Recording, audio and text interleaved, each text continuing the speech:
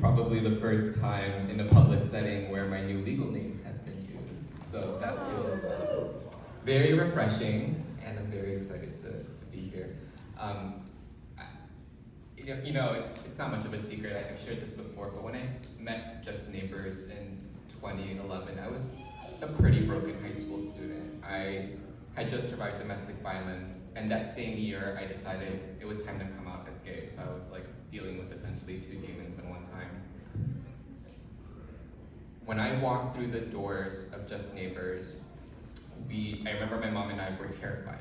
We did not want to tell Dominique anything. We were like, let's be a little reserved about what we want to share, what we don't want to share. I think because at that point in time, we just had very little trust in anyone other than each other at that point, because it was just my mom and I kind of handling these things together.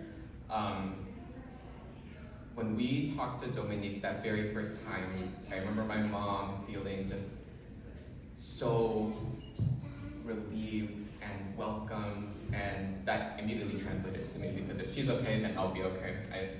We're essentially twins in that end. And since 2011, Dominique has seen the highs of being able to get a visa approved to the lows of having to go through that process, which is a pretty exhaustive legal process. And I knew that when I had the ability to do so, aka thanks to Dominique and Just Neighbors helping me get a green card and go to college and get a job and things that I had not thought I was going to be able to do when I was a high school student, that I wanted to give back.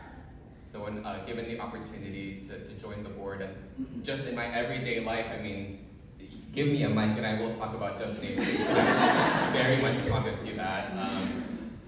And I have this incredible opportunity now. I'm not just a college graduate, but I'm invited to these tables of policy making and things that oftentimes lack a type of voice that is necessary, and being able to inform how our laws currently fail immigrants, fail gay people, fail women, fail a lot of people, because at those tables there's very few people that share those experiences. So I'm excited to be able to continue that work. I'm so grateful for Just Neighbors, because I think without them I'd still be a very timid high school student who stutters every other word and has very little to say and does not want to share anything, to someone who is able to find his own voice, be solidified in his values, and know that without Just Neighbors, I would not be the person that I am, and I want to be able to create those opportunities for other people. So giving back my time, I'm not rich yet, I am money and more money, but I am really good at fundraising. To be able to continue to give back, because every immigrant deserves the opportunities that I've been given, deserves the opportunities that my mom has been given, and deserves the opportunities that everyone strives to. I'm grateful, and it's thanks to Just Neighbors that be able to be here with my family. I have my siblings all right here who,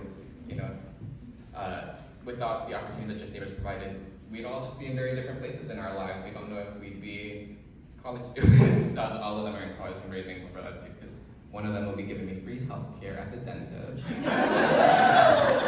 But thank you so much to Just Neighbors, and whenever people describe or ask for me to describe, I'm a former client turned forever supporter, and I might get that tattooed actually. That's how much I love.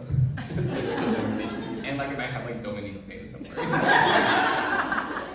But thank you all so much. I look forward to continuing to give back and support and be of service.